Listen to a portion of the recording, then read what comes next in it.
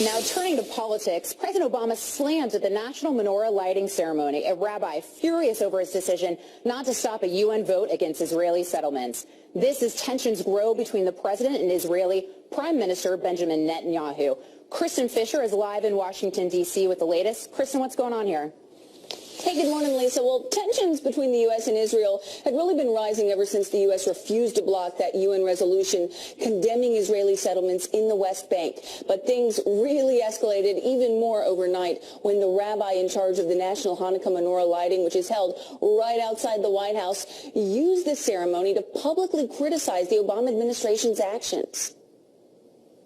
I know that some of us are so sad at what happens there with regard to Israel. We must remember that the way to counter any darkness, any disappointment, is not with harsh rhetoric, not with anger, but by creating light. Now, yesterday, Israel's government accused the Obama administration of not only refusing to block the UN resolution, but also creating and campaigning for its passage. We have rather ironclad information from sources in both the Arab world and internationally that this was a deliberate push by the United States, and in fact they helped create the resolution in the first place. And so it's deeply disappointing that this has been the path of President Obama. So the Israelis say they have ironclad information that the U.S. was behind it, but the White House is countering that. They're firing back by saying, quote, the U.S. did not draft this resolution, nor did the U.S. introduce the resolution. The Egyptians, in partnership with the Palestinians, are the ones who began circulating an earlier draft of the resolution. But at the same time, the U.S. did refuse to use its veto power at that Security Council vote. President-elect Trump said the big loss yesterday for Israel in the United Nations will make it much harder to negotiate peace. Too bad, but we will get it done anyway. So a change in U.S. policy ushered in by a change in administrations is exactly what the Israeli Prime Minister is now banking on. Lisa and Jackie? Thank you, Kristen. Thank you so much. President-elect Donald Trump taking steps to shut down his charity to avoid any possible conflicts of interest. But it's not enough for some Democrats. Kelly Wright also live in our nation's capital this morning with all the new drama. Kelly, good morning. Jackie and Lisa, good morning to you as well. President-elect Trump is attempting to distance himself away from what ethics experts say could become a potential ethical conflict. The president-elect issued a Christmas Eve announcement that shows his effort to untangle his presidency from any conflict with his charitable Donald J. Trump Foundation. In a statement, Mr. Trump states, because I will be devoting so much time and energy to the presidency and solving the many problems facing our country and the world, I don't want to allow good work to be associated with a possible conflict of interest. But Democrats are very critical of Mr. Trump's effort. Eric Walker of the DNC states Mr. Trump's foundation announcement is a wilted fig leaf to cover up his remaining conflicts of interest and his pitiful record of charitable giving. Walker goes on to slam the Trump Foundation, citing how there have been reports of Trump using the foundation as a slush fund, buying portraits of himself, attacking political enemies, and accusations of attempting to bribe elected officials. Mr. Trump defends his charity, stating this: the foundation has done enormous good works over the years in contributing millions of dollars to countless worthy groups, including supporting veterans, law enforcement officers, and children. In the Wall Street Journal, Richard Painter, who served as chief White House ethics lawyer under former President George W. Bush, applauds Mr. Trump's move, saying it is a step in the right direction. Back to you. Kelly Wright, live in our nation's capital this morning. Thank you, Kelly. Thank you, Kelly.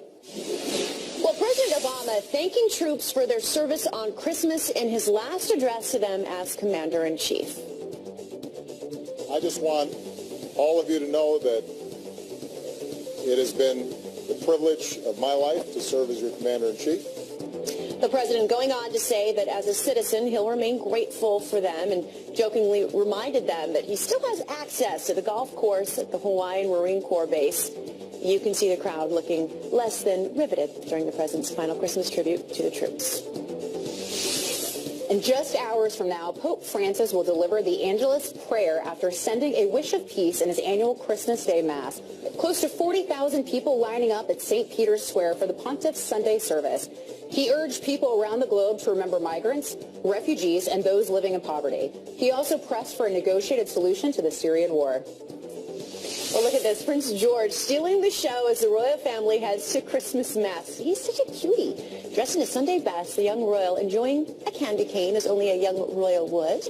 As he walks alongside his parents and little sister, Princess Charlotte. Queen Elizabeth, she is still sick with a cold, missing church, but still sending out her annual Christmas message saying small acts of goodness inspire people. It's a great message. It's the first time the Queen has missed Christmas Mass in nearly 30 years. We wish her well. And a Merry Christmas from the Bush family. Jenna Bush Hager sending out this sweet photo from the family's Texas ranch. She captioned it, "My whole crew wishing you love this Christmas." Former President George W. Bush, his wife Laura, and daughter Barbara joined the Hager clan on Christmas Eve. Well, that's a cute photo. So cute. All right, well, the time is now 8 after the hour. He harassed Ivanka Trump until they kicked him right off the plane. Uh-oh. Is it a bad idea to do it in front of everyone's kids?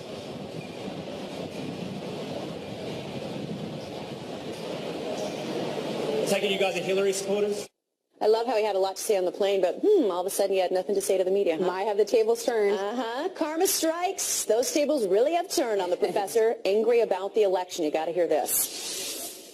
Actress Carrie Fisher suffering a massive heart attack right before Christmas.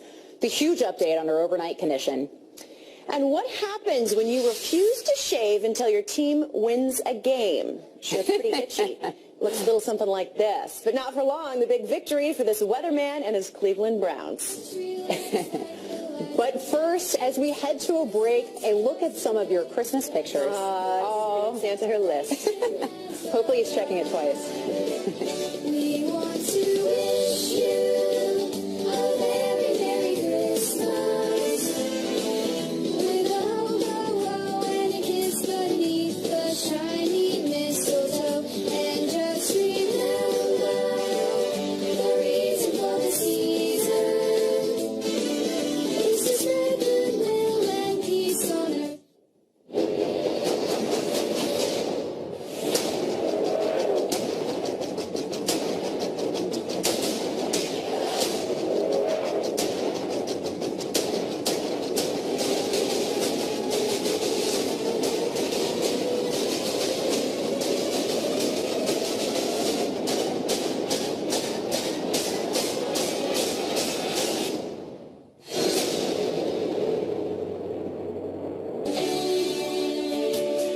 Just another manic Monday. Wish it was Sunday. That's my fun day. I don't have to run day. It's just That's a shot of Midtown Manhattan on this manic Monday. A lot of returns, I'm sure, to be had on this day after Christmas. Thanks for joining us. It's now 14 after the hour. School shootings have become a disturbing reality. Now one college is arming professors to help stop an active shooter, and a sheriff's department is helping make it all happen. Police officers in Polk County, Florida, will train faculty at Southeastern University to carry concealed weapons. It includes completing 100 hours of firearm safety. Professors will also need to pass background checks and drug tests. The only thing that stops a bad guy with a gun is a good guy with a gun. Our goal is to give them shock and awe before they can deliver shock and awe. And coming up on Fox and Friends, Southeastern University President Dr. Ken Engel will tell us more about the program. And Amazon is still selling this controversial Black Lives sweatshirt, even after the nation's largest police union has complained. The words "Bulletproof Black Lives Matter" splashed across the front. The Fraternal Order of Police sending Amazon a letter condemning it last week. But as of this morning, it's still available on the website. Walmart has pulled the shirt after the officers complained. He was kicked off a JetBlue plane for harassing Ivanka Trump. Can I just ask if you regretted it all, man? Was it a bad idea to do it in front of everyone's kids? But Jackie, might have the tables turned. Matthew Lasner's book, High Life, is getting bombarded by one-star reviews on Amazon by fans of the President-elect Trump's daughter. One person writing, the author seemed angry, bitter, and probably received participation medals throughout life and never learned how to deal with failure. Awesome. Lasner's husband, Daniel Goldstein, reportedly told Ivanka her father was ruining the country and she should be flying private. You know, Lisa, that's what we call karma. Yeah, seriously. Well, Christmas may be over and the gifts may be unwrapped, but there is still someone who needs a miracle this holiday. Jessica Scott is fighting a grueling uphill battle as her 12-year medical struggle rages on. She's on life support, fighting kidney failure and multiple infections from her second double lung transplant after doctors found a hole in her heart. You can help Jessica's family this holiday by donating to her GoFundMe page. Just search for Jessica Scott's Road to Recovery. Prayers for her. The time is now 5:16 on the East Coast, and after Josh Earnest's biggest beef for the last 8 years, we're going to get to that next. Given the fact that President Obama has been the most transparent president in American history, and given the fact that he has not gotten much, if any, credit for that. Apparently, we haven't been giving President Obama enough credit. What do you think? And Christmas may be over, but Starbucks, everyone, is still giving. How to get your coffee for free this morning. And first, a look at some of your Christmas pictures from over the weekend. So cute. Aww.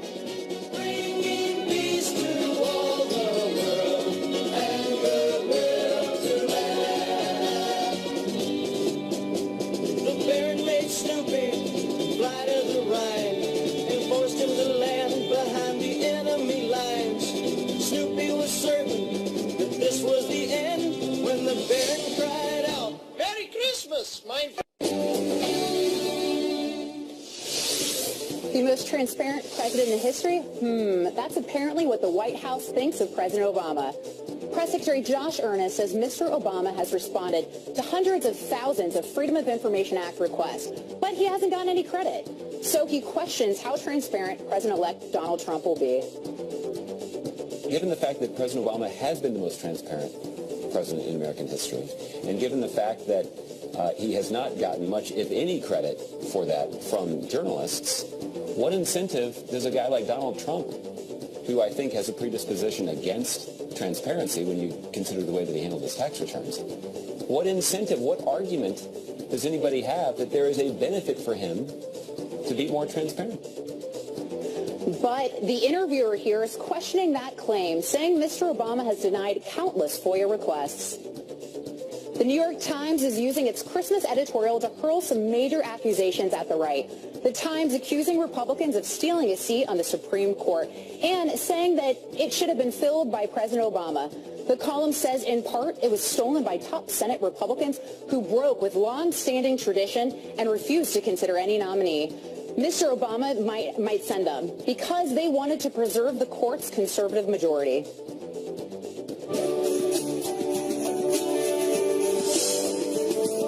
Thanks, Lisa. It's now 22 after the hour. They say it's the thought that counts, right?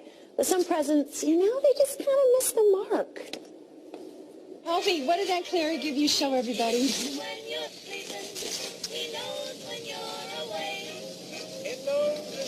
I don't want to. That face does not lie. I love a Christmas story. Here with tips on returning unwanted holiday gifts is Consumer Reports Money Team's Lauren Lyons-Cole. Good morning. Good morning, Merry Jackie. Christmas. Thank you. Same to you. Thanks for coming here. Okay, so let's chat about what to do and not to do when returning a gift this morning. Okay, do you open up the gift? Say, you know, you got a pair of something you don't love. So here's the thing. When you're returning a gift, you want to make sure that the packaging looks as though you haven't touched it. Even better, don't open it. But if you have, you want to put it all back together. Because if the retailer can't put it back on the shelf and sell it immediately, they could charge you a restocking fee of up to 15%. And that's the last thing. You don't want to lose money if you're returning a gift. When you're returning it, what exactly do you need? Do you need the receipt or a gift receipt, your license, what? Yeah, well, it depends a lot on the retailer. Definitely bring in the receipt if you have it, because you're more likely to get the credit, to get the refund right away. A lot of stores these days are requiring your ID as well, because they don't want you to, you know, be fraudulently returning any sort of item. So you want to bring your ID, have that with you, have the receipt if you have it, and smile, right? I mean, it always helps to come in a good attitude with the customer service. That is so true. I hate to say it, but I usually try to spark up a conversation like, hey, how was your Christmas? Like your dress. Totally. And it goes a long way. Yeah, they probably see it coming, but I think it's nice, right? Yeah, but you know what? In today's hustle and bustle, people can be really mean and nasty. Absolutely. So that goes a long way. Yeah. Let's talk about some of the retailers that are easier to return items than some others. Right. So depending on where you got that gift from, it's going to be... This advice would be to head out as soon as you can to return that. You have 2 weeks. Some of them you have 60 days, but your advice is get out there. Yeah, another thing you can do, if you're not sure, if you do have the receipt, flip it over. A lot of times the policy will be on the back. Head to the retailer's website, if not, or give them a call, because you want to make sure you don't lose out on that return. Okay, great. Lauren Lyon Cole, we appreciate you being here, and I hope everyone doesn't have a lot to return today. I'm sure everyone had great presents. All right, thank you so much. The time is now 25 after the hour. President Obama making his last stand. President Obama is beginning to figure out that his legacy is like one of those dolls that as the air comes out of it, shrinks, and he's in this desperate frenzy. The midnight specials he's been working on and the fears now being raised of last-minute regulations. Up next on Fox and Friends First. Don't go away.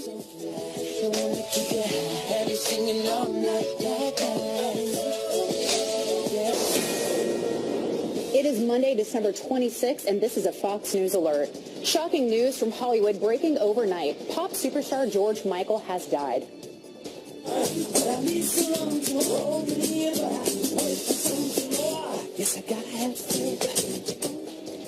The 53-year-old Grammy Award winner dying on Christmas Day. The reaction from Hollywood is pouring in.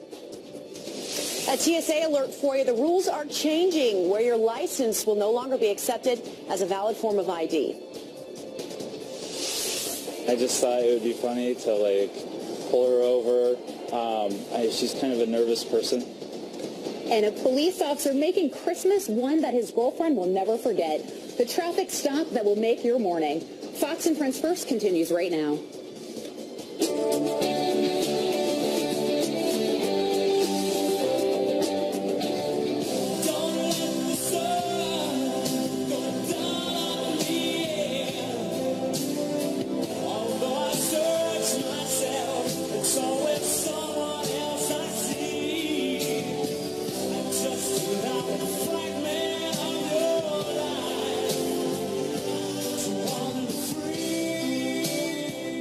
Good morning. You're watching Fox and Friends First. I'm Jackie Abanez on this day after Christmas. Thanks for being with us. And I'm Lisa Booth, and it's 5:30 here on the East Coast.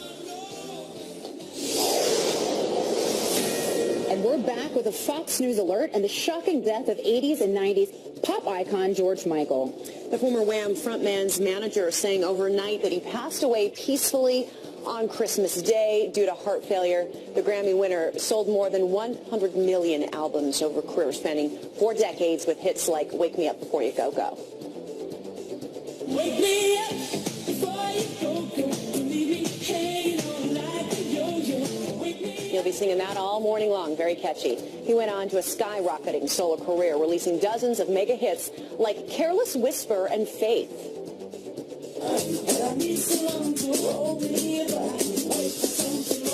Yes, I gotta have faith. And tributes pouring in for the music legend overnight.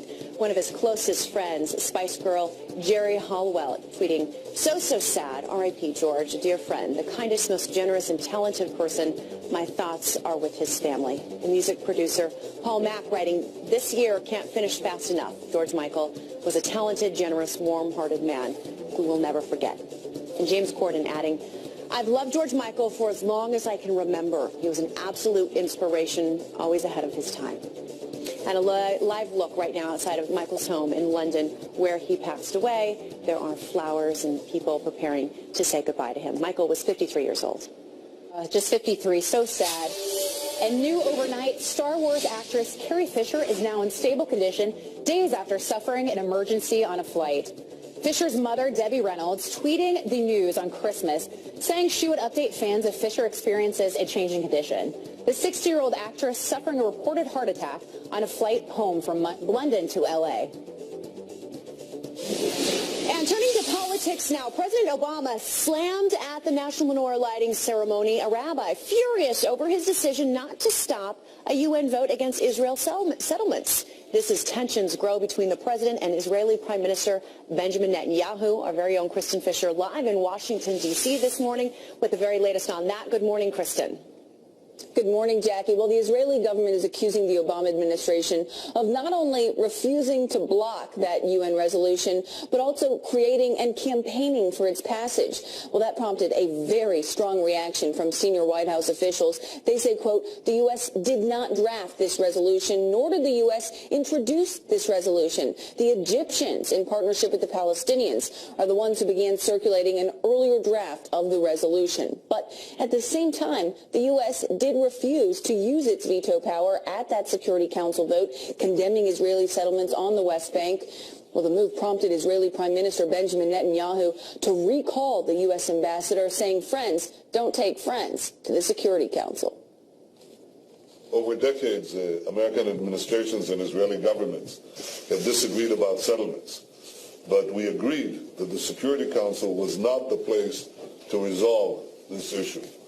We knew that going there would make negotiations harder and drive peace further away.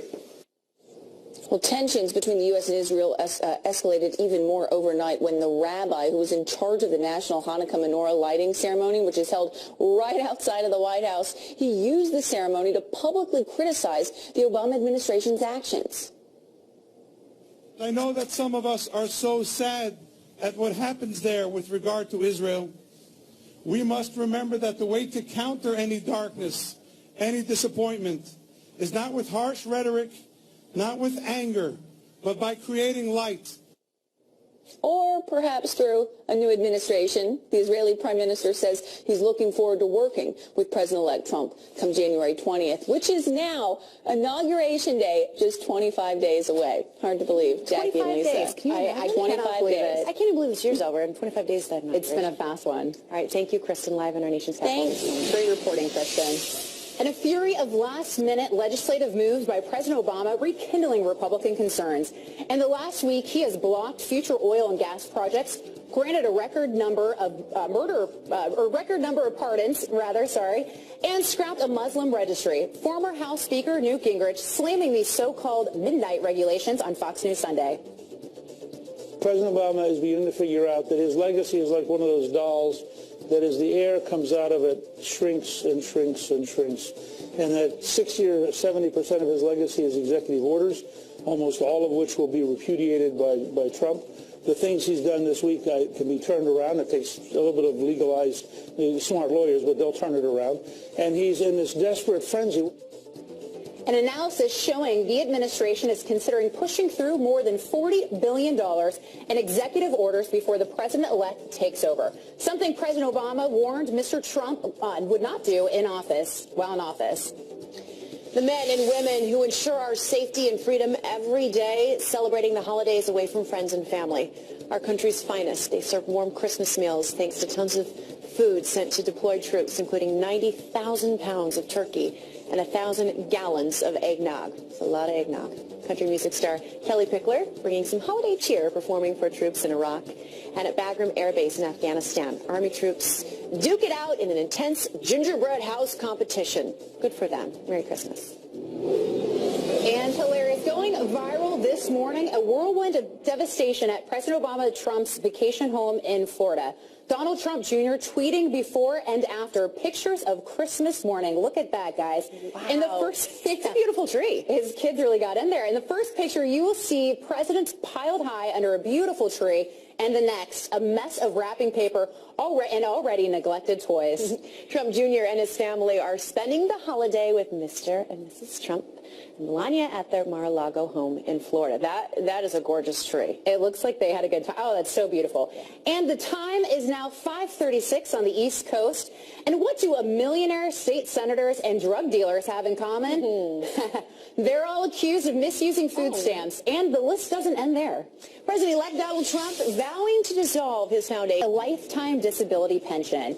The Journal News reports William Rockefeller will receive $3,200 a month from Metro-North Railroad. In September, his union said he was seeking the disability for PTSD brought on by the December 2013 incident.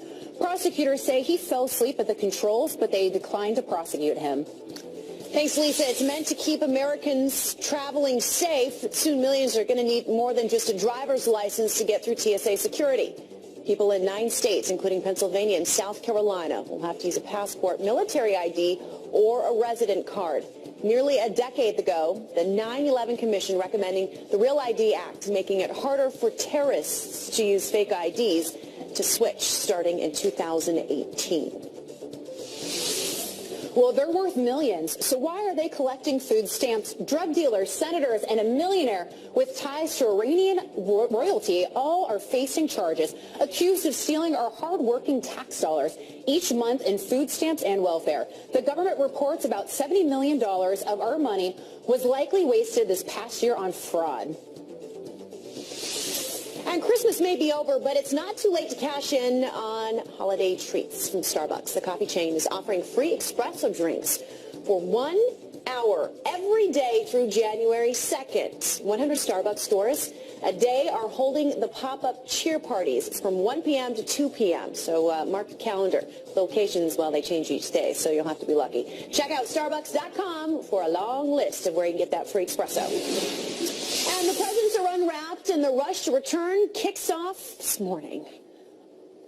Americans are expected to return $60 billion worth of unwanted Christmas presents this year. Oh, no. Mm-hmm. All right. Melissa Edezia is live at Walmart in Secaucus, New Jersey, with the calm before the crush of all the people. Good morning.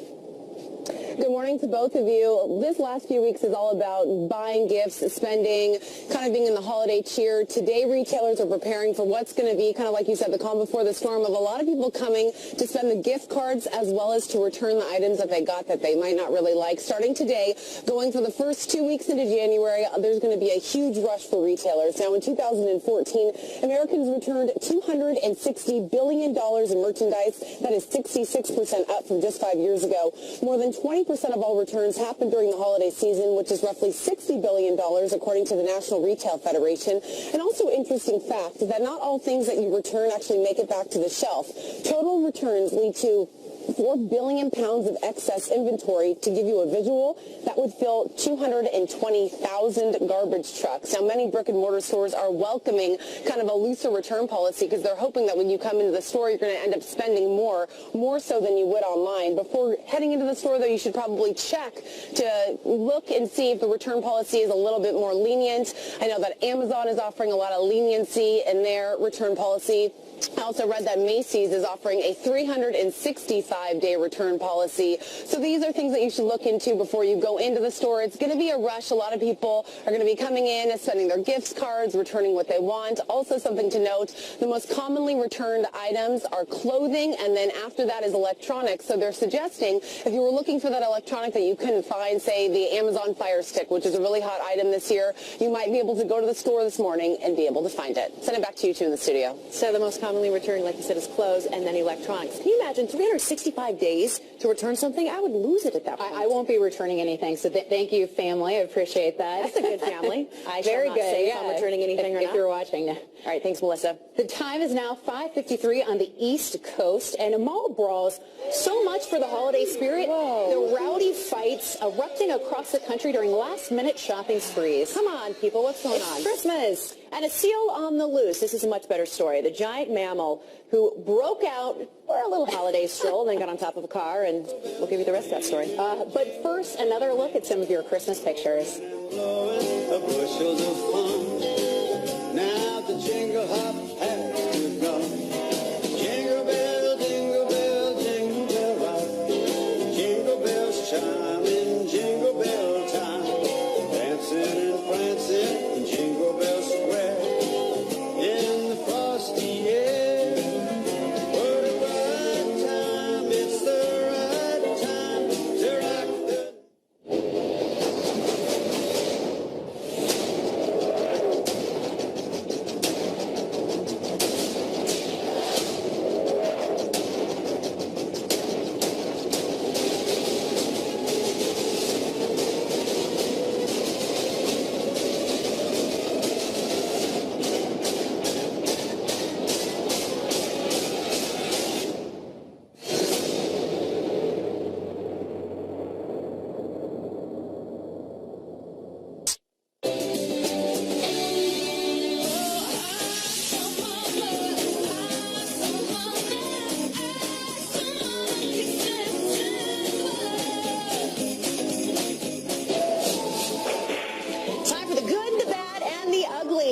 the good. A traffic stop surprise. Look at this.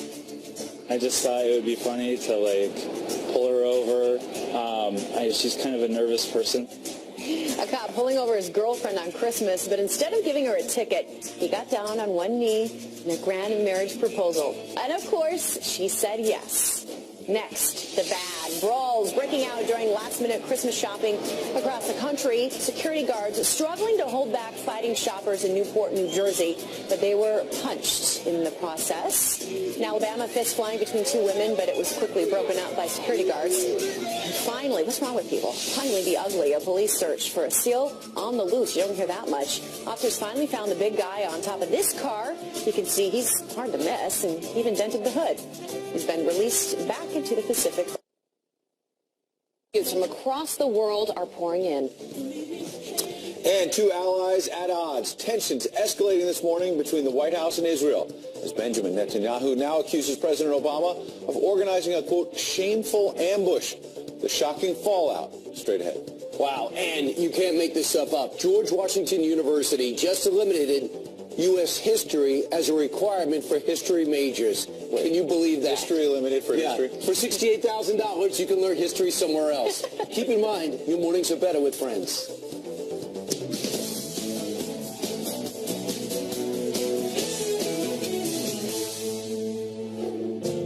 We're happy tonight, walking in a winter wonderland. Gone away is the bluebird here to stay. It's kind of sad because we're pulling out on Christmas decorations because maybe pulling up stinks on the Christmas season. We got to carry it right through. No, you know what, Brian? We are going to keep celebrating Christmas. Oh, you today. really? We are. We're going to keep on celebrating. You're going to say, we want to stop celebrating. You're going to be so sick of it. You're going to be sick of You're celebrating. going to tear down the decorations, Brian. All I know is I got to put down my Kenny G CD. Never. So it's going to. I have to. Come on. But one thing we are asking our viewers to do one thing. Send in their pictures. Yeah. With an explanation of who's in the picture, where you are. Was it interesting? Was it fun? I tell you what I got. I'm going to jump right ahead. I got Abby Huntsman on my pocket square. I mean, can you believe this? This was a present. This happened yesterday. I don't know what's crazier. It's Peter Ducey's Maine. Right. We got Rick Rackmuth. This was the weekend crew. I'm going to raise it up a little high. But I got Abby, so I might actually put Abby in my pocket here. Is that creepy, Brian? Just like my big eye popping out of this one. It was a little scary, but I have never seen Ed without a pocket square, even in the gym. True. I got it from Abby. At the gym, even with the sweat.